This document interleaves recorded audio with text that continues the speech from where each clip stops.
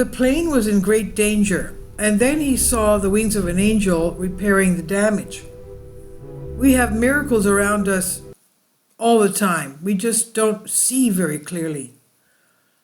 A few years ago, the witness says, when I was new to the profession, I was flying Athens, America, over the Atlantic. A mechanical failure occurred that I could not fix.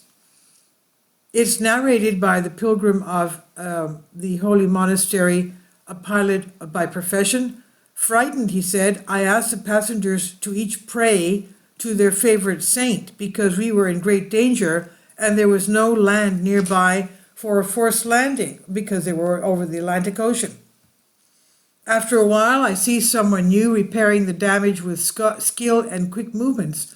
I take a closer look and am amazed the young man had wings.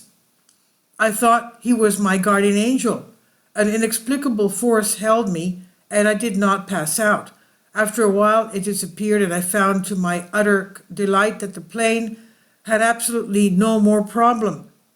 I hastened to announce it to the passengers, and then a lady approached me who said, modestly and in front of everyone, the one you saw, my lad, was not your guardian angel, but the Archangel Michael from Panormiti. I come from Simi and I begged him to help. So, continues the pilot, now arriving here and seeing the image of the Archangel, all those dramatic moments flashed through my mind and I fainted with joy, he said. I guess this is one of the votive offerings, Archangel Michael holding up and fixing up the wings of the plane. I'm going to tell you now of what happened to my husband years ago when he was flying with a helicopter from the island of Rhodes to a little deserted island, and they were supposed to take a helicopter. And when I was looking at an Army helicopter, when I was looking at the Army helicopter, it was basically held together with spit and glue. You could imagine the nails were polished over with varnish and they were already rusted. And I said to him, don't go on the helicopter, it's going to fall. And they all overloaded the helicopter. They gave him a life jacket that didn't even fit him. And I said, change your life jacket, put somebody else's on that fits you. And what happened was it was men that were on the plane, on the helicopter.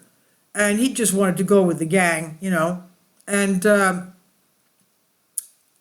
women were in the old city of Rhodes. And at one point, I was so nervous. I never felt like that before in my life.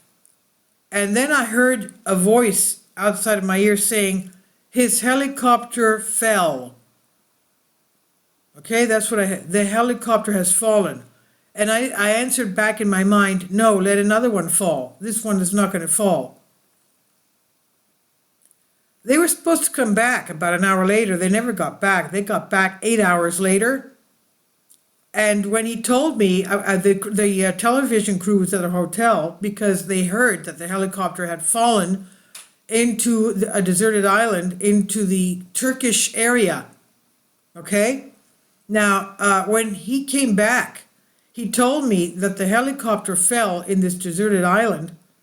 The pilot and the co-pilot were looking frantically left, right, and center because they were in Turkish airspace.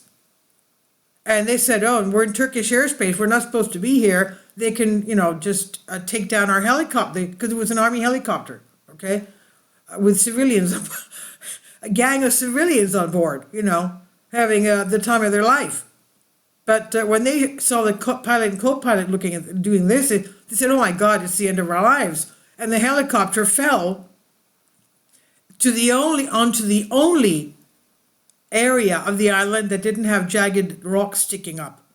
And my husband told me that he felt as if somebody was holding the helicopter from the belly of the helicopter, landing it down as if it was landing on a cushion of fluffy cotton. That's how it landed. Nobody even shook. Okay? I mean, it had no more controls left. All the lights were blinking. Things were going left and right and center, zooming and booming and, whatever.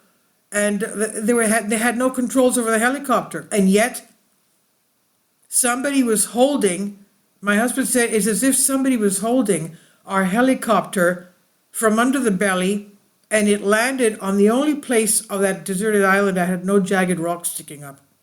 Can you imagine? So they sent up flares, and so that's how somebody else, another helicopter, went to get them. This is ridiculous. I mean, that was a miracle. So these miracles happen all the time. Our angels and saints are around us. It's just that we don't realize it.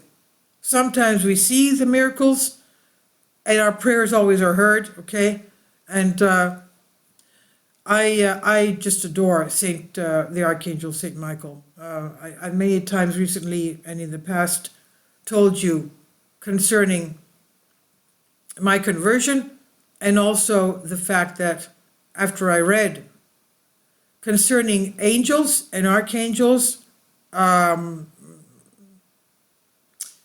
he gave me a miracle around my house as well. So, yes, pray to them.